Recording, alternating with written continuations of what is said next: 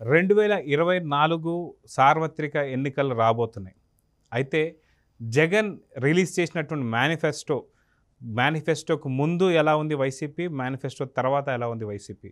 ఎందుకంటే మేనిఫెస్టో విన్న తర్వాత సొంత వైసీపీ పార్టీకి సంబంధించిన నేతలే కొంతమంది అసలుకి ఇది మేనిఫెస్టోనా అనిగేటువంటి ఒక పరిస్థితికి వచ్చేశారు. అయితే పూర్తిగా ఏపీలో ఏం జరగబోతుంది, ఈ 2024లో ఎలాంటి మార్పులు రాబోతున్నాయి? అయితే మనతో పాటు సామాన్యుడు ఉన్నాడు, అతను ఏం చెప్తున్నాడో చూద్దాం. నమస్తే. నమస్తే అండి. మొత్తానికి 2024 సార్వత్రిక ఎన్నికలు ఇంకెన్నో రోజులు లేవు, గట్టిగా కొడితే ఒక 10 రోజుల్లో ఉన్నాయి. ఈ 10 రోజులకు సంబంధించి చూస్తే మేనిఫెస్టో కూడా జగన్ రిలీజ్ చేశాడు. మేనిఫెస్టో చూసిన తర్వాత ఏపీకి సంబంధించి యువత తరఫున మీరేం చెప్పగలుగుతారు? ఒకటి, మేనిఫెస్టోలో కొత్తగా ఏం కొత్తదనం కనిపించడం లేదు. జగన్మోహన్ రెడ్డి గారు ఏదో ఉద్యోగాలు ఇస్తామనో, లేకపోతే ఇంకేదో కొత్త పథకాలు ఇస్తాననో, లేకపోతే ఇంకేదన్నా చేస్తానని అయితే చెప్పడం లే. దాంట్లో ఏంటంటే ఏం లేదు, నేను అయిపోయింది, ఇంకా నేను వచ్చినా నేను మళ్ళీ రానని ఆయనకు కూడా అర్థమైపోయినట్టుంది. బహుశా అందుకని ఆయన ఏం చెప్తూ ఉన్నట్టున్నాడు, ఇదే కంటిన్యూ చేస్తాను, ఇంకేం కొత్తగా చేయనని చెప్పారు. నిన్న ఆయన మేనిఫెస్టో చూపించేటప్పుడు ఆయన మొహం ఏదో ఒక దిగ్గాలుగా, ఏదో ఓటమి తాలూకు భయం, అది మేనిఫెస్టో లాగలేదు, నా రాజీనామా పత్రాన్ని ముందుగా మీకు ముందు పెడుతున్నాను అన్నట్టునింది ఆయన ఆ ఫేస్లో ఆ కళ. దాన్ని బట్టి చూస్తూ ఉంటే జగన్మోహన్ రెడ్డి గారు ఓడిపోవడం ఫిక్స్ అయిపోయింది. ఎందుకంటే దాంట్లో మేనిఫెస్టోలో కొత్తదనం ఏం లేదు. ప్రజలు ఏం కోరుకుంటారు? ప్రతి 5 సంవత్సరాలకి కొత్తదనం కోరుకుంటారు, మార్పు కోరుకుంటారు, అభివృద్ధి లేదా ఇంకేమైనా కొత్తవి ఇస్తే మన జీవన ప్రమాణాలు మారుతాయని కోరుకుంటారు. ఇక్కడ జగన్ ఏమంటే అన్నీ పాతవే పెట్టారు, ఒక్కటి కూడా కొత్తది ఏం లేదు. కొత్తది తెచ్చాడు అనే దానికి ఏం లేదు. అమ్మ ఒడి కావచ్చు, అన్నీ అర్ధఒడి చేసి ఈ విధంగా చేశాడు. మళ్ళీ అదే లాస్ట్ టైం ఎట్ట మోసం చేశాడు, ఇప్పుడు మోసం చేశాడు. కానీ జగన్మోహన్ రెడ్డి గారు ఇక్కడ ఒక్క మాట అన్నాడు, ఈసారి మేనిఫెస్టో అయితే ఏం లేదండి, అది ఓపెన్. గతంలో ఇచ్చిన హామీలు జగన్మోహన్ రెడ్డి గారు నెరవేర్చాల, కానీ మేనిఫెస్టో చూపించి 99.5% అనేట్టు చూపిస్తా ఉన్నాడు. నిజం చెప్పాలంటే ఆయన 99% హామీలు నెరవేర్చలేదు. ఆయన నెరవేర్చా అని చెప్తున్నాడు, కానీ ఆయన నెరవేర్చలేదు. ఎందుకంటే మీరు చెప్పండి, గతంలో జగన్మోహన్ రెడ్డి గారు అధికారంలోకి రాకముందు కొన్ని మాటలు చెప్పాడు, హామీలు ఇచ్చాడు. దాంట్లో నవరత్నాలు అన్నాడు, నవరత్నాలతో పాటుగా 730 హామీలు ఇచ్చాడు. దాంట్లో నవరత్నాలలో ఎన్ని రత్నాలు ఎగిరిపోయాయి తెలిసి? మద్యపాన నిషేధం అన్నాడు, ఆ రత్నం ఏమైంది? అదేవిధంగా రైతులకు ఉచితంగా బోర్లు అన్నాడు, ఆ రత్నం ఏమైంది? అదేవిధంగా మహిళలకు డ్వాక్రా రుణమాఫీ అన్నాడు, ఆ రత్నం ఏమైంది? అదేవిధంగా సిపిఎస్ రద్దన్నాడు, ఆ రత్నం ఏమైంది? అదేవిధంగా అమ్మఒడి ఎంతమంది పిల్లలు ఉంటే అంతమంది అన్నాడు, ఆ రత్నం ఏమైంది? ఆ విధంగా అన్ని రత్నాలు, నవరత్నాలు నవమోసాలయ్యాయి, నైవంచనలు అయ్యాయి. అందుకని ఆంధ్రప్రదేశ్ రాష్ట్ర ప్రజలు విరక్తి చెందుతూ ఉన్నారు. ఈసారి హామీలేమో ఏం లేదు. తెలుగుదేశం పార్టీ ఏమంటే మంచి హామీలు ఇస్తూ ఉంది, భవిష్యత్తును మార్చే హామీలు. దీంట్లో జగన్మోహన్ రెడ్డి గారు ఈసారి ఎందుకు ఓడిపోతారు, జగన్మోహన్ రెడ్డి గారికి ఎందుకు ఓటు వెయ్యరు అని చెప్పదలుచుకుంటే ప్రజలు ఏమని ఆలోచిస్తూ ఉన్నారంటే, ప్రజలు నష్టపోయారు. ఎందుకంటే 151 సీట్లతో అధికారం అంటే అది ఆషామాషి కాదు. అంత మెజారిటీ ఇస్తే ప్రజలకు నువ్వు ఎంత చేస్తూ ఉండాలి? జగన్మోహన్ రెడ్డి గారు చేయలేదు. 5 ఏళ్ల తన పాలనలో అరాచకం పెట్టరేగిపోయింది. ఆగడాలు ఎక్కడ చూసినా సామాన్యుల కాడ నుంచి ముఖ్యమంత్రి స్థాయి వరకు ప్రతి ఒక్కరిని వేధించారు అనేక రకాలుగా. ప్రజల ధనంతో కట్టిన ప్రజా వేదికను కూల్చారు. అదేవిధంగా ప్రజలకు ఇచ్చిన మాటని తప్పి మడమ తిప్పారు. ఏ విధంగా అంటే అండి, ఈ అరాచక పాలన అంతం చేయడమే ప్రజలు పంతంగా పెట్టుకున్నారు. ఇక్కడ జగన్మోహన్ రెడ్డి గారు గతంలో ఏమని చెప్పాడు, నేను అన్ని రేట్లు తగ్గిస్తా అన్నాడు. ఈరోజు చూస్తే నిత్యావసర సరుకుల రేట్లు ఎలా ఉన్నాయి? అదేవిధంగా జగన్మోహన్ రెడ్డి గారు ఒకప్పుడు చెప్పారు, ఏమని చెప్పారో తెలుసా? ఈ విధంగా కరెంటు ఛార్జీలు తగ్గిస్తాను, పోలవరం పూర్తి చేస్తాను, ప్రత్యేక హోదా తెస్తాను, మెగా డిఎస్సి పెడతాను, జాబ్ క్యాలెండర్ ఇస్తాను, అదేవిధంగా 2.30 లక్షల ఉద్యోగాలు ఇస్తాను, అదేవిధంగా ప్రతి ఒక్క సామాజిక వర్గానికి కార్పొరేషన్లు చెప్పి ఈ విధంగా కార్పొరేషన్ లోన్లు ఇస్తాను, సప్లై నిధులు ఇస్తా అన్నాడు. కానీ ఈరోజు అవి ఎక్కడ మాట్లాడటం లేదు. ఈరోజు మేనిఫెస్టో చెప్పిన దగ్గర ఆ మేనిఫెస్టోలో కూడా ఆయన ఏమని చెప్పాడు, ఎక్కడ కానీ సప్లై నిధులు నేను ఖర్చు పెడతాను అని చెప్పటం లేదు. అంటే అన్ని పథకాల నిధుల్ని దారి మళ్లించి ఈ పథకాలు అని చెప్పి ఆయన దోచుకు తింటూ ఉన్నాడు. ఈరోజు ఎస్సీ ఎస్టీ సప్లై నిధులు ఉంటాయి, మైనారిటీ సప్లై నిధులు, దాని ద్వారా ఏంటంటే ఆ కులాల్లో ఉండే బడుగు బలహీన వర్గాల వాళ్ళకి ప్రభుత్వం ఆ సప్లై నిధులు ఇచ్చి వాళ్ళు వ్యాపారాలు చేసుకోవడానికి కావచ్చు, వాళ్ళు ఇంకేదైనా చేయడానికి కావచ్చు చేయూతనిచ్చేది గత ప్రభుత్వాలు. జగన్మోహన్ రెడ్డి గారు ఇప్పుడు ఏం చేయలేదు, రేపు మళ్ళీ చేస్తానని కూడా చెప్పడం లేదు. అంటే ఆ వర్గాల ప్రజలందరూ ఈరోజు జగన్మోహన్ రెడ్డి గారి పైన వ్యతిరేకతతో ఉన్నారు. ఎందుకంటే మా వర్గాలన్నింటినీ మోసం చేశారు కదరా, ఇలాంటి వ్యక్తిని మేము ఎందుకు ఎన్నుకోవడం అనుకుంటూ ఉన్నారు. ఇక్కడ చూస్తే ధరలు, పన్నులు, ఛార్జీలు, అప్పుల బాధుడితో ఒక్కో కుటుంబం పైన 10 లక్షలు భారం వేశారు. ఎవరు? ఈ జగన్మోహన్ రెడ్డి గారు. అంటే ఇప్పుడు మీ ఫ్యామిలీ ఉందండి, మీ ఫ్యామిలీలో మీరు, మీ వైఫ్, మీ పిల్లలు ఉన్నారనుకోండి, మీ ఫ్యామిలీ పైన 10 లక్షల అప్పు. ఏంటి మీ ఇంట్లో సొంత అప్పు కాకుండా ప్రభుత్వం చేసిన అప్పు మీ పైన. అంటే ఒక పేద కుటుంబం 10 లక్షలు కట్టగలుగుతుందా పల్లెల్లో కూలి చేసుకునే కుటుంబం? అంటే ఆ విధంగా అప్పులు చేశాడు. నువ్వు ఎంత ఇచ్చావు? 1 లక్ష ఇచ్చుంటావు, కానీ 10 లక్షలు అప్పు చేసావు. ఈ విధంగా అప్పు చేసి భారాన్ని వేస్తాను. అది ఏ విధంగా ఒక ప్రభుత్వానికి ట్యాక్సుల రూపంలో, పన్నుల రూపంలో కట్టాలి. అది ప్రజలు కట్టాలి, లేదా ప్రభుత్వం అన్న ఆదాయం సృష్టించాలి. ఈ ప్రభుత్వానికి ఆదాయం సృష్టించడం చేత కాదు. అందుకని పేద ప్రజలపై ఇంత భారం పడుతుంది. ఇదంతా ప్రజలు రియలైజ్ అవుతూ ఉన్నారు. రేపు తెలుగుదేశం ప్రభుత్వం వస్తే పన్నులు తగ్గిస్తా అంటున్నారు, సంపద సృష్టిస్తా అంటున్నారు, ఈ అప్పులు తగ్గుతాయి, మనపైన భారం తగ్గుతుంది, మనకు విముక్తి కలుగుతుందని ఈరోజు ప్రజలు ఆలోచిస్తూ ఉన్నారు. ఇంకొకటి ఏంటంటే గతంలో ఎన్నడూ లేని విధంగా ల్యాండ్, శాండ్ మైన్, గంజాయి, డ్రగ్స్, ఎర్రచందనం, రేషన్ బియ్యంలో ఈ జగన్మోహన్ రెడ్డి గారి ప్రభుత్వం అక్షరాల 8 లక్షల కోట్ల రూపాయలు కొట్టేసింది. అంటే ఒకప్పుడు భూములన్నీ ప్రాపర్గా ఉండేవి. ఇప్పుడు ల్యాండ్ టైటిలింగ్ యాక్ట్ అని తీసుకొని వచ్చి కొత్తగా వాళ్ళకి ఎవరికి చెప్తే వాళ్ళకే భూములు అన్నట్టుగా చేశాడు. మళ్ళీ ఒరిజినల్ డాక్యుమెంట్స్ అన్ని వాళ్ళ దగ్గర పెట్టుకునేది ఈ విధంగా రూపకల్పన చేస్తూ ఉన్నాడు. అసైన్డ్ భూములన్నీ ఈ జగన్మోహన్ రెడ్డి అసైన్డ్ భూములు కావచ్చు, వక్స్పోర్ట్ భూములు కావచ్చు, ఇలాంటి భూములన్నీ దోచుకు తిన్నాడు. ఈ దోచుకు తింటూ ఈ విధంగా పేద ప్రజల్ని పట్టి పీడిస్తూ ఉన్నాడు. అదేవిధంగా ఆ భూములన్నీ వైఎస్ఆర్సీపీ నాయకుల పేర్లపైన రాసుకొని దోచుకు తినేశారు. శాండ్ ఒకప్పుడు ఉచితంగా ఇచ్చేది ఇసుక, ఇప్పుడు ఆ ఇసుకని ఏమంటే ఒక మాఫియాలా పెట్టి వాళ్ళ ఎమ్మెల్యేలు, ఈ 175 నియోజకవర్గంలో ఉండే ఎమ్మెల్యేలంతా శాండ్ మాఫియా చేస్తున్నారు. దానివల్ల కొన్ని లక్షల కోట్లు దోచుకుంటున్నారు వాళ్ళ లోకల్ వార్డు మెంబర్ దగ్గర నుంచి ముఖ్యమంత్రి స్థాయి వరకు. అదేవిధంగా మైన్స్, ఈరోజు పెద్దిరెడ్డి రామచంద్రారెడ్డి గారు ఉన్నారు, ఈయన మైనింగ్ మినిస్టర్. ఈయన ఏంటంటే రాష్ట్రంలో ఉండే అన్ని క్వారీలు, శ్రీకాకుళం నుంచి అనంతపురం వరకు ఉండే క్వారీలన్నింటిలో నుంచి మామూలు వసూలు చేస్తూ ఈ విధంగా మైనింగ్లో మాకు ఇంత పర్సంటేజ్ ఇవ్వాలని చెప్పి దోచుకుంటూ ఉన్నారు. అదేవిధంగా వైన్, ఈరోజు డిస్టిలరీస్ అన్ని వీళ్ళ దగ్గరనే పెట్టుకొని వీళ్ళే డిస్టిలరీస్ చేస్తూ కొన్ని లక్షల కోట్ల రూపాయలు ఈరోజు దోచుకు తింటూ ఉన్నారు. 1 కాదు 2 కాదండి. ఈరోజు 10 రూపాయల బాటిల్ని 200, 300కి అమ్ముతూ ఆడ ఆన్లైన్ పేమెంట్స్ ఏముండవు. ఈ విధంగా అని చెప్పి దానిపైన ఇంత రైట్ రాసి వాళ్ళు ఎంత రాస్తున్నారు, మిగతాదంతా తాడేపల్లి ప్యాలెస్లో జగన్మోహన్ రెడ్డికి చేరుతుంది. ఈ విధంగా దోచుకుంటున్నారు. గంజాయి, ఒకప్పుడు రాష్ట్రంలో గంజాయి లేదు, ఈరోజు గంజాయిని వీళ్ళే పెంచి ప్రోత్సహిస్తూ దేశంలో ఎక్కడ గంజాయి దొరికినా కానీ దానికి మూల కారణం ఆంధ్రప్రదేశ్ అనే విధంగా తీసుకొని వచ్చారు. ఆ విధంగా కొన్ని లక్షల కోట్ల రూపాయలు వీళ్ళు వెనకేసుకున్నారు. 8 లక్షల కోట్లు ఈ విధంగా భూములు వీటన్నిటి ద్వారా ఈ వైఎస్ఆర్సీపీ నాయకులు జగన్మోహన్ రెడ్డి గారు దోచుకున్నారు. అదేవిధంగా ఈరోజు రాష్ట్రంలో ఏంటంటే ఈ కల్తీ మద్యం వల్ల విషపూరిత మద్యం పోసి దాదాపుగా 35 లక్షల మంది ఆరోగ్యాలు పాడు చేసి 30,000 మంది మహిళలు మాంగళ్యాలు దించారు. అంటే రాష్ట్రం మొత్తం మీద 35 లక్షల మందికి అనారోగ్య సమస్యలు ఈ కల్తీ మద్యం దాగి, కిడ్నీ సమస్యలు కావచ్చు, లివర్ సమస్యలు కావచ్చు, సైడ్ ఎఫెక్ట్స్ కావచ్చు, ఈ విధంగా వచ్చాయి. అదేవిధంగా 30,000 మంది చనిపోయారు. అంటే పేదింటి మహిళల్ని ప్రాణాలు భర్తల ప్రాణాలు తీసి వాళ్ళ మాంగళ్యాలు తెంచాడు ఈ సైకో రెడ్డి. అదేవిధంగా విద్యుత్ ఛార్జీలు అండి, ఒకప్పుడు చంద్రబాబు నాయుడు గారు ఈ విధంగా తక్కువ రేట్లకి నాణ్యమైన విద్యుత్ ఇస్తూ సర్ప్లస్లోకి ఎలా తీసుకొని రావాలని ప్రయోగాలు చేసి ఆ రోజు సోలార్ కావచ్చు, విండ్ ఎనర్జీ కావచ్చు, వాటర్ ద్వారా కావచ్చు, ఈ విధంగా అంతా ఎలక్ట్రిసిటీ జనరేట్ చేసి మనమే సర్ప్లస్లో అమ్మే విధంగా ఉన్న స్థాయి నుంచి ఈ జగన్మోహన్ రెడ్డి ఎక్కడికి తీసుకొని వచ్చాడు తెలుసా? కరెంటు కోతల స్థాయికి తీసుకొని వచ్చాడు. రాష్ట్రం మొత్తం మీద 10 సార్లు ఛార్జీలు పెంచి 75,000 కోట్ల రూపాయలు భారాలు వేశాడు ఎవరిపైన? ప్రజలపైన. అనేక విధాలుగా దోచుకొని ఇది చేశాడు. అదేవిధంగా ఇసుక ధరలో 4 రెట్లు పెంచి భవన నిర్మాణ కార్మికులు 40 లక్షల మందికి ఉపాధి దెబ్బతీశాడు. ఈరోజు మీరు వచ్చిన కొత్తలో జగన్మోహన్ రెడ్డి తొలి సంవత్సరం నుంచి ఇసుకి పాలసీని తీయేసి ఎంతమంది భవన కార్మికులు ఆ రోజు ఆత్మహత్యలు చేసుకున్నారో మీకు తెలిసింది, ప్రత్యేకంగా చెప్పనవసరం లేదు. ఎంతోమంది పేదింటి భవన కార్మికులు ప్రాణాలు కోల్పోయారు ఈ జగన్మోహన్ రెడ్డి గారి చేతగానితనం వల్ల. అదేవిధంగా భవన నిర్మాణ రంగం ఒకటే కాదండి, దాంతోపాటు 125 వృత్తులు, వ్యాపారాలు నష్టపోయారు. అదేవిధంగా ఇంకొకటి అన్నా క్యాంటీన్లు, ఒకప్పుడు ప్రతి పేదవాడికి భోజనం పెట్టేదానికి అన్నా క్యాంటీన్ పెట్టారు. ఆ అన్నా క్యాంటీన్ ఈ జగన్మోహన్ రెడ్డి గారు వచ్చిన తర్వాత రద్దు చేశాడు. మళ్ళీ ఈయన అంటాడు నేను పేదల ప్రభుత్వాన్ని. ఏ విధంగా పేదల ప్రభుత్వం జగన్మోహన్ రెడ్డి? ఈ విధంగా అన్నా క్యాంటీన్ రద్దు చేసి పేదవాడికి కూడు పెట్టలేకపోతే ఇదేనా అన్నా క్యాంటీన్ తీసేయడమేనా పేదలకు పక్షపాత అంటే? నువ్వు పేదల పక్షపాత ఏంటి? తెలుగుదేశం పార్టీ ఒక 200, 300 అన్నా క్యాంటీన్లో పెట్టుంటే నువ్వు దానికి డబ్బులు పెట్టి నేను పెట్టాను, పేదలకు భోజనం పెట్టానని చెప్పి అప్పుడు నువ్వు గొప్ప అంటారు. ఆ అన్నా క్యాంటీన్ రద్దు చేసి నువ్వు ఈరోజు పేదల పక్షపాతమా అని ఈరోజు పేదలు అడుగుతూ ఉన్నారు. అదేవిధంగా రాష్ట్రంలో పండుగ కానుకలు కావచ్చు, నిరుద్యోగ భృతి కావచ్చు, రైతు రుణమాఫీ లాంటి, చంద్రబాబు బీమా లాంటి 100 టీడీపీ సంక్షేమ పథకాలు రద్దు చేశాడు. ఒకప్పుడు తెలుగుదేశం పార్టీ అనేక సంక్షేమ కార్యక్రమాలు ఇచ్చేది, దళితులకు కావచ్చు, అదేవిధంగా ప్రతి ఒక్కరికి. ఆ పథకాలన్నింటినీ ఈ జగన్మోహన్ రెడ్డి గారు రద్దు చేసేశారు. వచ్చిన తర్వాత 100 సంక్షేమ పథకాలు రద్దు చేసిన వ్యక్తి సంక్షేమం చేస్తాడా? మీరు ఆలోచించండి. ఈరోజు ఒక పథకం ఇచ్చేసి దాన్ని 100 సార్లు చెప్తున్నాడు. కానీ తెలుగుదేశం పార్టీ 100 సంక్షేమ పథకాలు ఇచ్చింది. అది గుర్తుంచుకోవాలి ప్రజలు కూడా. ఒకప్పుడు పండుగ కానుకలు, రైతు రుణమాఫీలు, ఇంకా ఎన్నో సంక్షేమ కార్యక్రమాలు చేశారు. దాని ద్వారా ఎంతోమంది లబ్ధి పొందారు.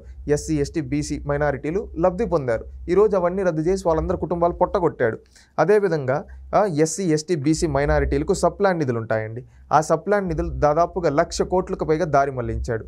అదే ఆ 1,00,000 కోట్లు అనేది వాళ్ళకి ఖర్చు పెట్టుంటే ఆడుండే బడుగు బలహీన వర్గాలు, ఆ కులాల్లో ఉండే పేదవాళ్ళు బాగుపడి ఉంటారు, వాళ్ళ జీవన ప్రమాణాలు మెరుగుపడి ఉంటాయి. ఆ విధంగా మెరుగుపడనివ్వకుండా ఈ నిధులన్నీ దారి మళ్లించి వాళ్ళకి రానియకుండా చేయడం వల్ల ఎంతోమంది ఈరోజు నష్టపోయారు.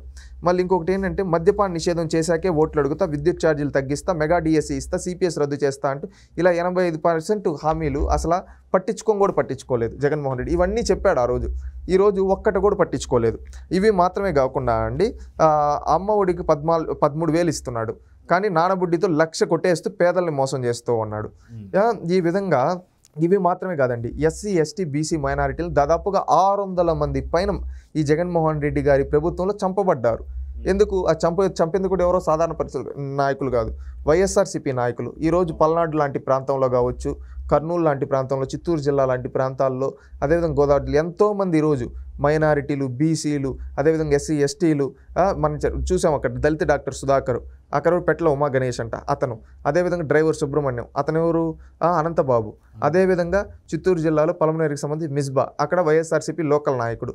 అదేవిధంగా కర్నూలుకి సంబంధించి నంద్యాలకు సంబంధించి అబ్దుల్ సలాము, అక్కడ వైఎస్ఆర్సీపీ నాయకులకు ప్రెషరు. అదేవిధంగా పల్నాడులో తీసుకుంటే పిన్నెల రామకృష్ణారెడ్డి గారి వల్ల ఎంతోమంది బీసీలు చనిపోబడ్డారు. చంద్రయ్య గారు కావచ్చు, ఐలయ్య గారు కావచ్చు, జల్లయ్య గారు కావచ్చు, ఇలాంటి చాలామంది మరణించారు. అదేవిధంగా ప్రొద్దుటూరు లాంటిలో రాచమల్లి శివప్రసాద్ రెడ్డి లాంటి అరాచక శక్తులు కొంతమంది మరణించారు. ఈ విధంగా ఎంతోమందిని ఈ వైసీపీ ప్రభుత్వంలో చంపేయబడ్డారు. వీళ్ళకి అధికారం ఇచ్చింది ప్రజలకు మంచి చేయడానికి, చంపమనడానికి కాదు. ఈ రోజే వీళ్ళు ఈ విధంగా చెబుతున్నారంటే మళ్ళీ అవకాశం ఇస్తే వీళ్ళు పేదలను బతకనిస్తారా? ఒకప్పుడు ఈరోజు జగన్మోహన్ రెడ్డి గారి చుట్టూ ఎవరు లేరు, వాళ్ళ తల్లి కావచ్చు, చెల్లి కావచ్చు, ఎవ్వరూ లేరు. ఎందుకంటే జగన్మోహన్ రెడ్డి నిజ స్వరూపం తెలుసుకొని ఈరోజు వాళ్ళు బయటకు వచ్చేసారు. ఇప్పుడు జగన్మోహన్ రెడ్డి గారు ఏం మాట్లాడుతూ ఉంటారు? ఆయన ఏదో పెద్ద మేధావిలాగా, పెద్ద ఇదిలాగా మాట్లాడుతూ ఉంటాడు, నీతులు చెప్తూ ఉంటాడు. కానీ వాళ్ళ సొంత చెల్లినే అక్రమ సంబంధాలు అంటే కట్టి బూతులు మాట్లాడుతూ ఉన్నాడు. వాళ్ళ వస్త్రధారణ గురించి మాట్లాడి అతను దిగజారిపోయాడు. ఈ విధంగా మాట్లాడుతూ ఉన్నాడు జగన్మోహన్ రెడ్డి గారు. అది ఒకటిసారి మీరు గ్రహించండి. ఇవి మాత్రమే కాకుండా ఈ ఇసుక మాఫియాకు ఆ అన్నమయ్య డ్యామ్ కొట్టుకుపోయి 42 మంది ప్రాణాలు పోగొట్టుకున్నారండి. ఒకటి కాదు, ఇద్దరు కాదు, 42 మంది. ఆ అన్నమయ్య డ్యామ్ ఎక్కడ ఉందో తెలుసా? జగన్మోహన్ రెడ్డి గారి సొంత జిల్లా కడప జిల్లాలో రాజంపేట దగ్గర ఉంది. అలాంటి అన్నమయ్య డ్యాంలో వీళ్ళు చేసిన ఇసుక మాఫియా వల్ల 42 మంది ప్రాణాలు కోల్పోయారు. అక్కడ ఎంతో ఆస్తి నష్టం జరిగింది. ఆ ఆస్తి నష్టానికి ఈ రోజుకి కూడా ఆ ప్రాంతాల వాళ్ళని పట్టించుకోలేదు ఈ జగన్మోహన్ రెడ్డి. ఆ విధంగా అరాచకాలు చేశాడు. ఇవి మాత్రమే కాకుండా అండి, అమరావతి పైన ఒకప్పుడు ఏమన్నాడు? నేను ఇక్కడే పెడతాను, ఇక్కడే రాజధాని కడతా అన్నాడు. ఈరోజు ఆ రాజధాని అనేది కట్టలేదు. దాన్ని బట్టి ఆలోచించండి జగన్మోహన్ రెడ్డి గారు ఏ విధంగా మాట తప్పుతాడు. ఫస్ట్ అమరావతి రాజధాని నేను ఇక్కడే ఉంటా అన్నాడు. తర్వాత ఏమన్నాడు? 3 రాజధానులు అన్నాడు. ఇప్పుడు వైజాగ్ రాజధాని అంటున్నాడు. ఎక్కడా కట్టలేదు. రేపు వచ్చిన తర్వాత కూడా కట్టలేడు. ఎందుకంటే ఇతను అసమర్థుడు కాబట్టి, చేతగాని వాడు కాబట్టి. చేతనైన వాడు ఏంటి? కంటిన్యూ చేస్తుంటాడు అమరావతిని. మిగతా ప్రాంతాలను అభివృద్ధి వికేంద్రీకరణ చేసి ఉంటాడు. ఒక్కొక్క ప్రాంతాన్ని ఒక్కొక్క హబ్గా చేసి ఉంటాడు. మనకి ఎక్కడ లేని తీర ప్రాంతం దాన్ని అభివృద్ధి చేసి ఉంటాడు. అదేవిధంగా సహజ వనరులు ఉన్నాయి, దాన్ని ఉపయోగించుకొని సంపదను సృష్టించి ఉంటాడు. పరిశ్రమలు తీసుకొని వచ్చి సంపద సృష్టించి ఉండొచ్చు. అదేవిధంగా ఏంటంటే టెంపుల్స్ ఉన్నాయి, టెంపుల్ టూరిజం డెవలప్ చేసి ఉండొచ్చు. అతిపెద్ద తీర ప్రాంతం ఉంది, దాంట్లో ఏమన్నా బోట్ రైడ్స్ ఇలాంటివి అవి ట్రై చేసి ఉండొచ్చు. 2 జీవనదులు ఉన్నాయి, అవుట్ని అద్భుతంగా చేసి ఉండొచ్చు. చాలా అవకాశాలు ఉన్నాయి ఆంధ్రప్రదేశ్ రాష్ట్రంలో. అవుట్ని ఏవి చేయకుండా గాలికి వదిలేసి పరిపాలన అంటే ఇంట్లో కూర్చోవడం అనే మాత్రమే జగన్మోహన్ రెడ్డి గారికి తెలుసు. కనీసం చేయలేదు. ఋషికొండకు బోర్డు కొట్టించడం కాకుండా విశాఖపట్నంలో 40,000 కోట్ల రూపాయలు భూములు కబ్జా చేశారండి ఈ జగన్మోహన్ రెడ్డి గారి ప్రభుత్వంలో. అంటే అర్థం చేసుకోండి, వైజాగ్ రాజధాని అంటున్నాడు. ఈయనకి అక్కడ వైజాగ్ ప్రజలపై నమ్మకం అయితే లేదు. ఈయన చేసింది 40,000 కోట్లు దోచుకున్నాడు భూముల్ని. ఎవరు దోచుకున్నది? అది విజయసాయి రెడ్డి గారు, వైవి సుబ్బారెడ్డి గారు, జగన్మోహన్ రెడ్డి గారు. వీళ్ళు దోచుకు తిన్నారు పేదల భూముల్ని, అక్కడ కొంతమంది భూముల్ని ఆక్రమించేసి. ఇది వీళ్ళ చరిత్ర. ఇంకొకటి ఏంటంటే రాష్ట్రంలో ముఖ్యంగా ఇప్పుడు కృష్ణా జిల్లా, కృష్ణానది ఉంది, అదేవిధంగా గోదావరి జిల్లాలో వాటర్ అనేది వాళ్ళకి ఎప్పుడు జీవనదులు, గోదావరి లాంటి నదులు ఉన్నాయి కాబట్టి ప్రాబ్లం లేదు. కానీ కిందకు వచ్చే కొద్దీ అటు పైన ఉత్తరాంధ్రకి వెళ్ళే కొద్దీ కొన్ని సమస్యలు ఉన్నాయి, నీటి సమస్యలు. అక్కడ శ్రీకాకుళం జిల్లా దగ్గర కావచ్చు, ముఖ్యంగా రాయలసీమ ప్రాంతంలో నీరు అనేది చాలా తక్కువ. వర్షపాతం అనేది తక్కువగా ఉంటుంది. ఈరోజు అనంతపురం కావచ్చు, అదేవిధంగా కర్నూలు కావచ్చు, కడప కావచ్చు, చిత్తూరు కావచ్చు. ఇక్కడ కొన్ని బేసిస్ మీద ఉంటాయండి. ఇప్పుడు మొత్తం హాంద్రి నీవా, గాలేరు నగరి ఇలాంటి ప్రాజెక్టులు ఎన్టీ రామారావు హయాంలో శ్రీకారం చుట్టడం జరిగింది. అవుటి పనులు మొదలుపెట్టి అవుటి అన్ని ప్రాంతాలకు నీళ్ళు ఇవ్వాలనే ఉద్దేశంతో నదుల అనుసంధానం అనే దానికి శ్రీకారం చుట్టారు. చంద్రబాబు నాయుడు గారు పట్టిసీమ అనేది ఒకటి స్టార్ట్ చేశారు. దాని ద్వారా ఏంటంటే పట్టిసీమ ప్రాజెక్టు వరకు గోదావరి కృష్ణా జలాలు కలిపితే ఆ నీళ్ళు అంటే గోదావరి కృష్ణ కలిస్తే ఆ నీళ్ళని అక్కడ తీసుకుంటే వృధాగా సముద్రం లేకపోకుండా అవుట్ని అడ్డుకట్ట వేసి ఇక్కడ తీసుకొని వస్తారు. మనకు శ్రీశైలంలో కొన్ని కృష్ణా జలాలు ఉంటాయి. ఆ కృష్ణా జలాలు ఏమంటే కృష్ణా డెల్టాకి ఇవ్వాల్సి ఉంటుంది. ఆ డెల్టాకి ఇవ్వకుండా నార్మల్గా అటు నుంచి తీసుకొని వచ్చి రాయలసీమకి, ఎందుకంటే ఆ పట్టిసీమ ద్వారా గోదావరి జలాలను తీసుకొని వస్తారు. ఆ గోదావరి జలాలు 20 టీఎంసీలో ఎన్నో ఆ కృష్ణా డెల్టాకి ఇచ్చేస్తే ఈ మిగులు నీళ్ళు ఉంటాయి కదా, ఈ మిగిలిన నీళ్ళు రాయలసీమకు తీసుకొని వస్తే రాయలసీమ సస్యశ్యామలం అవుతుంది. అదేవిధంగా రేపు పోలవరం పూర్తయిన తర్వాత అటు నాగావళి వంశధార వరకు కావచ్చు, ఇటు పెన్నా, అదేవిధంగా పెన్నా నది కావచ్చు, ఈ హాంద్రి నీవా, గాలేరు నగరి, అదేవిధంగా ఇలాంటి తుంగభద్ర ఇలాంటి అన్నిటికీ నదులకి, స్వర్ణముఖి ఇలాంటి నదులకి నీళ్ళు ఇవ్వడం కాకుండా ఇవన్నీ ఇచ్చి చేయొచ్చు అనే ఉద్దేశం నదుల అనుసంధానానికి చంద్రబాబు నాయుడు గారు శ్రీకారం చుట్టారు. ఆ ప్లాన్ని జగన్మోహన్ రెడ్డి గారు కంటిన్యూ చేస్తూనే చాలు, ఆటోమేటిక్గా ఆ ప్రాజెక్టులు కంప్లీట్ అయ్యి ఉంటాయి, ఆటోమేటిక్గా నీళ్ళు వచ్చి ఉంటాయి. కానీ అతని స్వార్థం కోసం పోయి రివర్స్ టెండరింగ్ అని చెప్పి ప్రాజెక్టులను అన్నింటినీ నాశనం చేసి గాలికి వదిలేశాడు. గాలికి వదిలేసి కనీసం దానిపైన ఫోకస్ చేయలేదు. తెలుగుదేశం పార్టీ కొన్ని వేల కోట్లు ఖర్చు పెట్టి ఇరిగేషన్ ప్రాజెక్టులకు అనుసంధానం చేయడానికి ప్లాన్ చేస్తే ఈ జగన్మోహన్ రెడ్డి వచ్చి అన్నింటినీ ఆపేసి ఎవ్వరికి నీళ్ళు రాకుండా చేసి ప్రాజెక్టులు అన్నింటినీ కొట్టుకుపోయే విధంగా చేశాడు. ఈరోజు జగన్మోహన్ రెడ్డి గారి సొంత జిల్లాలో అన్నమయ్య డ్యామ్ కావచ్చు, పింఛా ఉండే కావచ్చు, ఆ డ్యాములు కొట్టుకుపోయాయి ఇతని చేతగానితనం వల్ల. అదేవిధంగా గుండ్లకమ్మ ప్రాజెక్టు దగ్గర కూడా చూసి ఇవన్నీ కొట్టుకుపోయాయి. ఇది జగన్మోహన్ రెడ్డి గారి ప్రభుత్వంలో నష్టపోయింది. ఇరిగేషన్ అంటే అక్కడ రైతులు నష్టపోయారని ఈ విధంగా చేతగానితనం వల్ల. అదేవిధంగా అసైన్డ్ భూములను ఉంటాయండి. ఆ అసైన్డ్ భూముల్ని 14 లక్షల అసైన్మెంట్ భూములు కబ్జాలు చేశారు ఎవరు? ఈ జగన్మోహన్ రెడ్డి గారి ప్రభుత్వంలో. అదేవిధంగా ఇవి మాత్రమే కాకుండా పంచాయతీలు, మున్సిపల్ నిధులు 12,000 కోట్లు దారి మళ్లించారు. అంటే పంచాయతీలకి, మున్సిపాలిటీకి కొన్ని నిధులని ఇస్తారు, ఆర్థిక సంఘం నిధులని.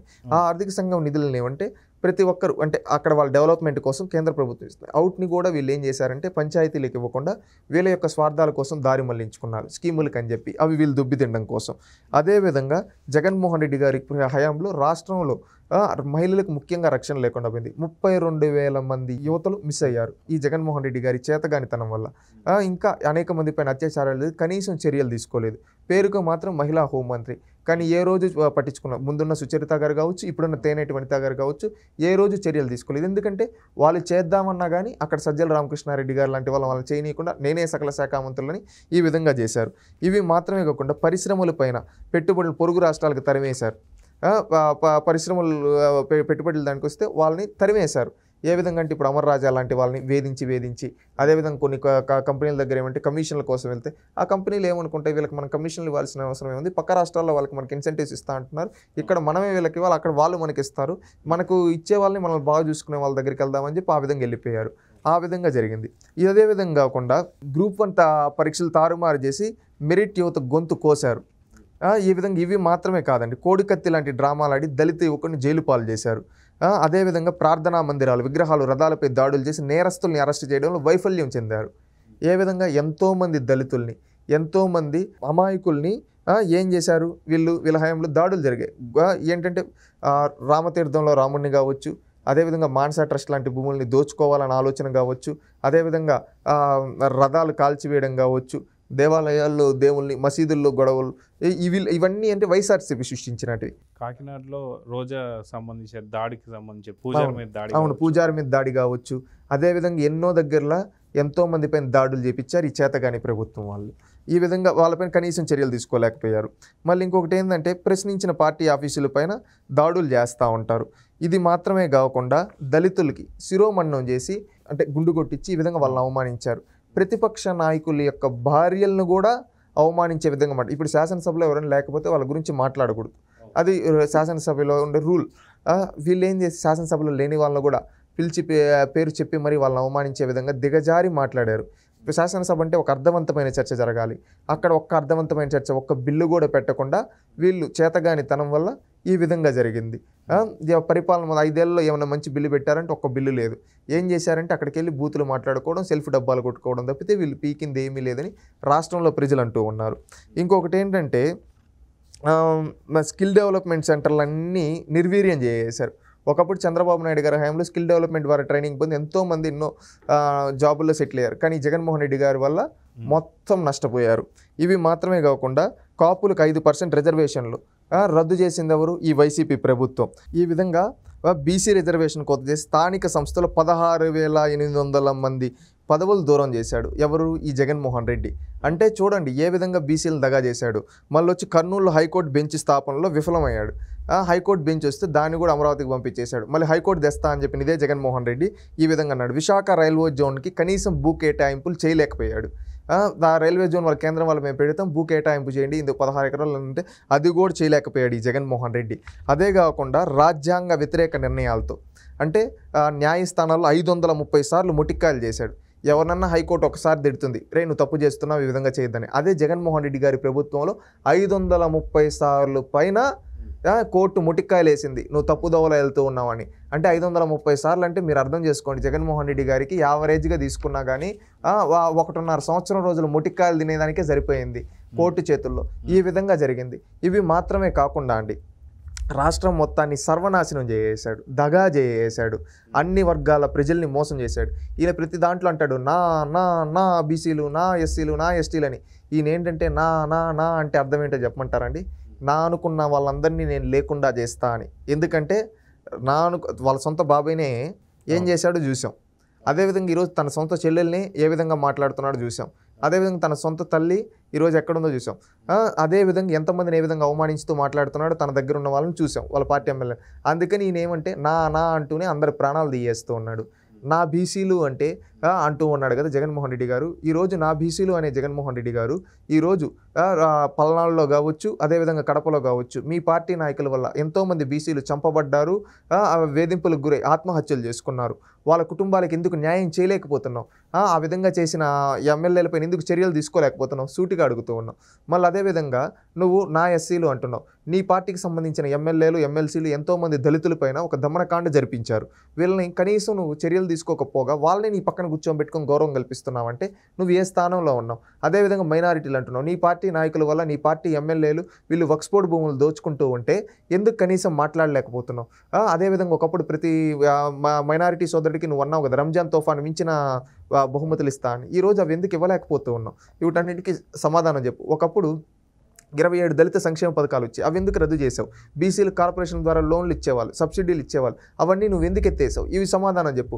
ఇవి ఏటికి సమాధానం చెప్పలేడు, కానీ మాటలు మాత్రమే చెప్తాడు. రియాలిటీ ఏంటంటే ఈ విధంగా ఉంటుంది. ఈ విధంగా జగన్మోహన్ రెడ్డి గారు అన్ని వర్గాల ప్రజల్ని ఈ 5 ఏళ్లుగా నాశనం చేశాడు. కాబట్టి రాష్ట్ర ప్రజలు కొత్తగా ఒక మార్పు తీసుకొని రావాలని కోరుకుంటూ ఉన్నాం. మొత్తానికి ఇక్కడ కూటమికి సంబంధించి చూస్తే టీడీపీ, జనసేన, బీజేపీ అయితే సెంట్రల్ నుంచి కొంత మద్దతు బీజేపీ నుంచి అయితే ఉన్నటువంటి ఒక టీడీపీ కావచ్చు, జనసేన. ఇప్పుడు ఈ కూటమికి సంబంధించిన మాత్రం పూర్తి స్థాయిలో అంటే మేనిఫెస్టోకి ముందు ఎలా ఉండేదంటే ఖచ్చితంగా వైసీపీకి ఒక 40 సీట్ల దాకా రావచ్చేమో అనేది. కానీ మేనిఫెస్టో రిలీజ్ అయిపోయిన తర్వాత పూర్తిగా మారిపోయింది. అదేగాక వైసీపీలో ఉండేటువంటి ఒక ప్రముఖ నేతలు కూడా అసలు దీన్ని మేనిఫెస్టో అంటారా అని చెప్పేసి అంటే ఖచ్చితంగా ఓడిపోయాను అని చెప్పేసి అయితే భయం అయితే మొదలైపోయింది అనుకోవచ్చు అందరికీ. తప్పకుండా ఈరోజు నిన్న మేనిఫెస్టో నేను చెప్పాను కదా, జగన్మోహన్ రెడ్డి గారు అది మేనిఫెస్టో కదా, ఆయన ముందుగా ఒక రాజీనామా పత్రంలా చూపించాడు. వాళ్ళ పార్టీ వాళ్ళకి ఇండికేషన్ ఇచ్చాడు, మనం ఓడిపోతున్నాం, చేతులు ఎత్తేసాం అని చెప్పి జగన్మోహన్ రెడ్డి గారు ఇటు ఎత్తాడు. ఇటు చేయలేదు అంటే ఆయన ఎత్తేసాడు, చేతులు ఎత్తేసాడు. ఇంక మీరు ఎలక్షన్లో ఏం ఖర్చు పెట్టిన ఏం చేయొద్దండి, అయిపోయింది మంది, ఇంకేదో నామకే వాస్తే చేయాలి కాబట్టి అన్నట్టుగా అని చెప్పి చెప్పాడు. ఇక్కడ ఈరోజు నిన్న ఆ మేనిఫెస్టోతో వైఎస్ఆర్సీపీ నాయకులు, కార్యకర్తల దాంట్లో కూడా వైఎస్ఆర్సీపీ గతంలో ఓటేసిన వాళ్ళు ఇప్పుడు ఓటు వేద్దాం అనుకున్న వాళ్ళు, పోనీలో ఇంకొక ఛాన్స్ కూడా ఇద్దాం అనుకున్న వాళ్ళు కూడా అంతర్మదనం స్టార్ట్ అయింది. ఏ విధంగా అంతర్మదనం స్టార్ట్ అయింది తెలుసా? ఈరోజు పల్లెల్లో ముఖ్యంగా ఈరోజు పెన్షన్ల విషయంలో, అదేవిధంగా వాలంటీర్ల జీతాల పెంపు విషయంలో, తెలుగుదేశం పార్టీ పెట్టిన మేనిఫెస్టోలో వాళ్ళు పెట్టిన కార్యక్రమాల విషయంలో మీరు చూడండి. ఒక్కటి ఏంటో తెలుసా? తెలుగుదేశం పార్టీ వచ్చిన వెంటనే 4,000 రూపాయలు ఇస్తా ఉంటుంది పెన్షన్. జగన్మోహన్ రెడ్డి ఏమంటున్నాడు తెలుసా? నేను 3,500, అది కూడా ఎప్పుడు 2028-29 అంట. అంటే ఇప్పుడు మళ్ళీ ఎలక్షన్స్కి ముందు ఇస్తాడంట. అంటే ఇప్పుడు ఇతనేం పెంచడు, 3,000 ఇస్తాను ఒక 4 ఏళ్ళు అంటున్నాడు. దాన్ని బట్టి మీరు ఆలోచించండి. ప్రజల్లో ఏమనుకుంటూ ఉన్నారు తెలుసా? పల్లెల్లో ఉండే వృద్ధులు, రే ఈ రోజు ఉంటాం, రేపు ఉంటాం, ఉండవు, రేపటికే గ్యారంటీ లేదు. ఈ 4 ఏళ్ళ తర్వాత అంటే ఎవడు అనుభవిస్తాడు? చంద్రబాబు నాయుడు ఏమంటున్నాడు?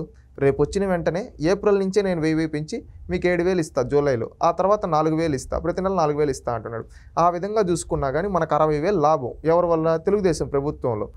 అందుకని చెప్పి మనకు ఒక 1000 ఎక్కువ వస్తుందంటే మనకు ఇంకేదైనా పనులకు వస్తాయని ఈరోజు అవ్వాతాతలు మాట్లాడుకుంటూ ఉన్నారు పల్లెల్లో. ఇంకా ఇతనికి ఎట్టో ఒక తండ్రి లేని బిడ్డ అన్నాడు, ఒక అవకాశం అన్నాడు, ఇచ్చినాము, ఇంకా మనకేం చేయలేదు కదా, పెన్షన్ పెంచుతానే మనల్ని మోసం చేశాడు, 3,000 కూడా సక్రమంగా ఇవ్వలేదు, 250 ఈ విధంగా అడిగాడు. చంద్రబాబు నాయుడు ఒకేసారి 1000 అంటున్నాడు, మనకు మేలు జరుగుతుంది కదా, మనం ఈసారి ఇంకా అవకాశం ఇవ్వలేదు, ఇచ్చేసాం కదా, ఈసారి వాడు మాట్లాడేందుకు చంద్రబాబు నాయుడు మంచి చేస్తా అంటున్నాడు, ఆయనకి ఇద్దాంలే మనకు వస్తుందనే ఉద్దేశంతో ఈరోజు వృద్ధులు అవ్వాతాతలు మాట్లాడుకుంటూ ఉన్నారు. సాలిడ్గా వాళ్ళ ఓట్లు పడతాయి, వాళ్ళ ఒక 60 లక్షలు దాకున్నాయి. అదేవిధంగా వాలంటీర్లో కూడా అంతర్మదనం స్టార్ట్ అయింది. ఏమనంటే జగన్మోహన్ రెడ్డిని మనం జీతాలు పెంచమని అనేక సందర్భాలు అడిగాం.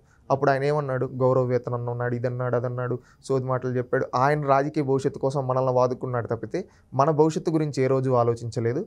మనకు టైం వచ్చింది ఈరోజు. దేవుడు ఒక్కొక్కరికి ఒక్కొక్క టైం ఇస్తాడంటాడు కదా, దేవుడు ఈరోజు మనకు టైం ఇచ్చాడు. ఏంటంటే చంద్రబాబు నాయుడు వస్తే మనకు 10,000 చేస్తా అంటున్నాడు, అంటే డబుల్ చేస్తా అంటున్నాడు. ఆయన అదే కాకుండా ఇంకొకటి కూడా చెప్పాడు, మీకు స్కిల్ డెవలప్ చేస్తా, మీరు 50,000 వరకు సంపాదించుకునే విధంగా చేస్తా అని. అంటే ఆయన ఏదో చేస్తాడు, ఆయన గతంలో కూడా చేశాడు. మనం ఈ జగన్ నమ్మి ఏం చేసాం? మనకు జీతం కూడా పెంచలేకపోయాడు. ఆ వాడి స్వార్థాల కోసం మనల్ని వాడుకున్నాడు, ఆయన మీటింగ్ల కోసం మనల్ని వాడుకున్నాడు. మనకైతే మేలు తెలియదు. చంద్రబాబు నాయుడు వస్తే మన భవిష్యత్తులో మారుస్తూ అంటున్నాడు, 10,000 చేస్తా అంటున్నాడు. మనకి ఇంకా మన కుటుంబాలు కూడా బాగుపడతాయి. మనకు 10,000 వచ్చినా కానీ రేపు జూలై నుంచి 5,000 లాభం వచ్చినట్టే కదా, అంటే ఇతనితో పోల్చుకుంటే. మళ్ళీ అదేదో స్కిల్ డెవలప్మెంట్ దాన్ని చేసుకో, మనం ఒక 30,000, 20,000, 25,000, 40,000 సంపాదించుకోగలిగితే మన కుటుంబాలు బాగుపడతాయి. జగన్ ఏం పెట్టేదేం లేదు కదా మనకు. చంద్రబాబు నాయుడు వస్తే ఈ విధంగా చెప్తున్నాడు, దానివల్ల మన భవిష్యత్తు మారుతుంది.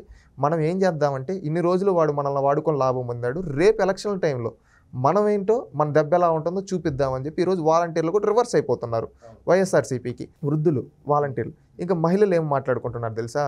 జగన్ ఒక అవకాశం అన్నాడు, డ్వాక్రా రుణమాఫీ అన్నాడు, ఏమీ చేయలేదు, ఈరోజు రేట్లు పెరిగిపోయినాయి. చంద్రబాబు నాయుడు వస్తే 3 సిలిండర్లు ఉచితం అంటున్నాడు. 3 సిలిండర్లు ఉచితంగా ఇస్తే మనకు సంవత్సరానికి ఎట్ట కాదన్నా కానీ 4,000 దాకా మిగులుతుంది. 3 సిలిండర్లు అంటే పల్లెల్లో అయితే ఈ 3 సిలిండర్లే మనకు సరిపోతాయి. ఇంకా మనం ఎందుకు వీడికి ఓటేస్తే ఏం రాదు, కొత్తగా ఏం చెప్పలేదు. ఇప్పుడు వచ్చేటి చూసేసాం కదా, చంద్రబాబు నాయుడుకి ఇద్దాం అనుకుంటా ఉన్నారు. అదేవిధంగా ఉచిత బస్సు ప్రయాణం అంటున్నాడు. ఇప్పుడు ఆర్టీసీ ఛార్జీలు ఎక్కడికన్నా పోవాలంటేనే 20 రూపాయలు, 30 రూపాయలు, ఏంది ఒక 10 కిలోమీటర్లు, 5 కిలోమీటర్లకు కూడా ఇటుంది. రేపైతే ఫ్రీ అంటున్నాడు, మనం ఏదైనా పని కూడా చేసుకొని రావచ్చు. మళ్ళీ ఇంకొకటి ఏంటంటే ఆడబిడ్డ నిధి అంటా ఉన్నాడు. ప్రతి మహిళ 18 ఏళ్ళ తర్వాత వచ్చిన వాళ్ళకి ఇంట్లో 4 ఉంటే 4, 5 మంది ఉంటే 5 మంది, 1,500 అంటున్నాడు. ఈ విధంగా మన ఇంట్లో ఇప్పుడు ఎగ్జాంపుల్ ఒక ఇంట్లో ఎవరైనా 3 కూతుర్లు, ఒక తల్లి ఉందనుకోండి, 4 ఉంటారు. 4 ఉంటే వాళ్ళకంటే 6,000 వస్తుంది. ఆ 6,000తో వాళ్ళు ఏదన్నా ముడి సరుకులు తెచ్చుకొని చిన్నవి టైలరింగ్ లాంటివి, లేదంటే ఏమన్నా చిన్న పనులు ఇలాంటివి చేసుకుంటే మనమే సంపాదించుకోవచ్చు ఇంట్లో కూర్చొని. ఈ విధంగా జగన్ వస్తే ఏమీ లేదు. అందుకని మనందరం ఏం చేద్దాం? చంద్రబాబు కోటేద్దాం, అవకాశం ఇద్దాం, తప్పేముంది? ఆయన మంచి, ఆయన ముందు కూడా చేశాడు, వీళ్ళలాగా రేట్లు పెంచలేదు. అందుకని చంద్రబాబు అప్పుడు మహిళలంతా వన్ సైడ్ అయిపోయారు. ఆంధ్రప్రదేశ్ రాష్ట్రంలో మహిళా ఓటర్లు ఎక్కువ. వీళ్ళు అవ్వాతాతలు, వాలంటీర్లు, ఇంకా యువతలో కూడా ఏమైంది తెలుసా? జగన్మోహన్ రెడ్డి 5 ఏళ్ళగా ఉద్యోగాలు ఏమి ఇవ్వాల, కంపెనీలు తరిగి కొట్టాడు, గంజాయిలు ఇలాంటిది నాశనం చేస్తూ ఉన్నాడు. అదే చంద్రబాబు నాయుడు ఏం చెప్తా ఉన్నాడు? కంపెనీలు తెస్తా, ఉద్యోగాలు ఇస్తా అంటున్నాడు. ఇవి మాత్రం స్టార్టింగ్ మెగా డిఎస్సి పైన సంతకం అని చెప్పేసి అది స్టార్టింగ్ మెగా డిఎస్సి, అది ఒక వరం. ఎంతో మంది డిఎస్సి చేయాలి. దాంట్లో ఎట్ట కాదన్నా 20,000 నుంచి 30,000 ఉద్యోగాలు వస్తాయి, డిఎస్సి ఉద్యోగం. ఇవి కాకుండా ఏంటంటే అండి, ఆయన నిరుద్యోగ భృతి అన్నాడు. అదేంటంటే ఈరోజు ఆయన ఉద్యోగం ఇస్తా అంటున్నాడు, ఉద్యోగం ఇవ్వలేకపోతే నిరుద్యోగ భృతి అంటున్నాడు. 3,000 రూపాయలు. మీరు ఆలోచించండి, నెలకు 3,000 రూపాయలు వస్తే నేనేదో కోచింగ్ కోర్సులకు వెళ్ళడమో, లేకపోతే నేను రోజు ట్రైనింగ్కి వెళ్ళేసి రావడానికో, నాకు బస్ ఛార్జీలకు వస్తుందని ఈరోజు యువత మాట్లాడుకుంటున్నారు. ఉద్యోగం వస్తే నాకు జీతం వస్తుంది, ఉద్యోగం రాకపోతే నిరుద్యోగ భృతి వస్తుంది. ఆ నిరుద్యోగ భృతి నేను జాబ్ అప్లై చేసుకుంటాను, నేను ఇంట్లో అడగాల్సిన పరిస్థితి ఉండదు, నేను కోచింగ్కి పోయేసి వస్తాను, నేను ఏమైనా మెటీరియల్ కావాలంటే తీసుకుంటాను అనే ఉద్దేశంలోకి యువత వచ్చారు. ఈ జగన్ వస్తే ఏమి ఇవ్వడు, మళ్ళీ మన బతుకులు ఇంతే. ఇంకా అందుకని చెప్పి ఒక్కసారికి చంద్రబాబు నాయుడు గారికి అవకాశం ఇద్దాం. ఆయన గతంలో ఎన్నో కంపెనీలు తీసుకొచ్చాడు, ఇప్పుడు మళ్ళీ తీసుకొస్తాడు, ఈ విధంగా ఇస్తాడు. జగన్లో ఏం కొత్తదనం లేదు కదా, 5 ఏళ్ళు చూసేసాం కదా, మార్పు కోరుకున్నామని ఈరోజు యువత మాట్లాడుకుంటున్నారు. ఇంకా రైతుల పరిస్థితి ఎలా ఉంది తెలుసా? జగన్మోహన్ రెడ్డి ఇవ్వన్నాడు, అవ్వన్నాడు, అంతన్నాడు, ఏమన్నాడు, లాస్ట్కి మోటార్లకు మీటర్లు పెట్టాడు, కరెంటు సరిగ్గా ఇవ్వటం లేదు, కరెంటు కోతలు, పండించిన పంట గిట్టుబాటు లేదు, అదేదో రైతు భరోసా అది సరిగ్గా ఇవ్వటం లేదు, అది కూడా కేంద్రం ఇచ్చేది నేను ఇచ్చేస్తున్నా అని చెప్పుకోవడం తప్పితే ఇంకేం చేయటం లేదు. అదే తెలుగుదేశం పార్టీ వస్తే 20,000 ఇస్తా ఉంటుంది, మనం పంట వేసుకునే ముందుగా మనకి 20,000 వచ్చిందనుకో, మనం ఏం చేస్తాం, 20,000 ఆర్థిక సాయం చేస్తే ఒక ఎకరా ఉండేవాడికి ఏమన్నా విత్తనాలు తెచ్చుకునే దానికి, వీటికి ఎరువులకి సరిపోతుంది. ఆ విధంగా ఆయన చేసుకుంటాడు. కల్తీ విత్తనాలు లేకుండా, కల్తీ ఎరువులు లేకుండా చంద్రబాబు నాయుడు గారు మంచి విత్తనాలు, మంచి ఎరువులు ఇస్తా అంటున్నాడు. దానివల్ల మనం చేసుకుంటాం. ఈ విధంగా ఆయన చంద్రబాబు నాయుడు గారు ఉంటే మంచి కరెంట్ అనేది ఆగదు, కరెంటు కోతలు ఉండవు వీళ్ళలాగా. అందుకని మనందరం చంద్రబాబు నాయుడుకి ఇద్దాం, జగన్కి ఇచ్చాం, చూసేసాం, ఇంకేం చూస్తాంలే, ఇంకేం కొత్తతనం కూడా ఏం లేదు, ఈయనేం కొత్తగా అది కూడా చేస్తానని చెప్పడం లేదు కదా, ఇంకా అందుకని మనం ఇతన్ని పక్కన పెడదామని ఈరోజు పల్లెలో అయిపోయింది. ఈ విధంగా చూస్తే రైతులు, మహిళలు, యువత, అదేవిధంగా అవ్వతాతలు, వాలంటీర్లు, ఈ విధంగా ఇంకా ప్రభుత్వ ఉద్యోగులు అయితే ఈయన పైన చాలా కోపంగా ఉన్నారు. జీతాలు కూడా సక్రమంగా ఇవ్వటం లేదు. చంద్రబాబు నాయుడు గారు ఉండేటప్పుడు వాళ్ళకి అలవెన్స్లు ఇచ్చారు, అదేవిధంగా ఇన్సెంటివ్స్ ఇచ్చారు, అదేవిధంగా హైక్లు ఇచ్చారు, ఇవన్నీ 1వ తేదీ సాలరీ ఇచ్చేవాళ్ళు. మళ్ళీ ఇతను ఏమి 5 ఏళ్ళలో మనకేం చేయలేదు. చంద్రబాబు నాయుడు వస్తే తెలిసిందే కదా, మన చేత పని చేయించినా మంచిగా జీతాలు ఇస్తాడు, మనల్ని బాగా చూసుకుంటాడు. అందుకని మనందరం ఏకతాటిగా చంద్రబాబు నాయుడు గారికి ఓటేద్దాం. ఈరోజు ఈ విధంగా రాష్ట్రం మొత్తం మీద వైఎస్ఆర్సీపీ మేనిఫెస్టో పెట్టిన తర్వాత అంతర్మదనం స్టార్ట్ అయింది. ఈరోజు వైఎస్ఆర్సీపీకి ఓటేసే వాళ్ళు కూడా ఇదే విధంగా ఆలోచిస్తున్నారు. ఇంకా జగన్కి ఒకసారి అవకాశం ఇచ్చేసాం కదా, ఈసారి కావాలంటే మనం ఏమన్నా ఆలోచించుకున్నాం, తెలుగుదేశంకి వేద్దాంలే, ఇన్ని రోజులు వేసాం, ఏం చేశాడు మనకు అని, తెలుగుదేశంకి వేద్దామని ఈరోజు వాళ్ళంతా సిద్ధపడ్డారు. ఈ విధంగా సిద్ధపడడంతో రాష్ట్రంలో 4 కోట్ల ఓట్లుంటే దాదాపుగా ఆల్మోస్ట్ 3 కోట్ల ఓట్లు తెలుగుదేశంకి పడినా ఆశ్చర్యపోనవసరం లేదు. ఈ మేనిఫెస్టో జగన్మోహన్ రెడ్డి గారి పార్టీకి నిన్న ఆయన రాజీనామా అన్నాడు కదా, ఆయన గొంతు ఆయనే దవ్వుకున్నాడు. మే 13వ తేదీ ఆయన నా గొంతులో వేస్తారు, జూన్ 4వ తేదీ దానిపైన మట్టే సమాధి కట్టేస్తారు ఆయన్ని, ఆయన పార్టీని. ఆ విధంగా ప్రజలు సిద్ధంగా ఉన్నారు. ఇక్కడ ఏంటంటే తెలుగుదేశం పార్టీ ఇచ్చిన హామీలు, తెలుగుదేశం పార్టీని అఖండ విజయంలో గెలిపించడానికి, అదేవిధంగా చంద్రబాబు నాయుడు గారి గుడ్ విల్ రేపు ఉపయోగపడబోతుంది. జగన్మోహన్ రెడ్డి గారి చేతగానితనాన్ని చూసి వాళ్ళ పార్టీ నాయకులే నవ్వుకొని ఆయన్ని పక్కన పెట్టేద్దాం అనుకుంటూ ఉన్నారు. సో మొత్తానికి వైసీపీ మేనిఫెస్టో వచ్చి టీడీపీ లేదా కూటమికి ఒక పెద్ద వరంలా మారిందని చెప్పి అనుకోవచ్చు.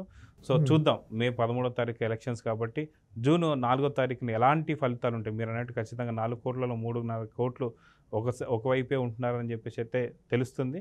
నిజంగా అన్ని సర్వేలు అదే చెప్తున్నాయి కాబట్టి జూన్ 4వ తారీఖు ఎలాంటి ఫలితాలను, ఎలాంటి ప్రభంజనం రాబోతుందో చూద్దాం. నమస్తే. Thank you.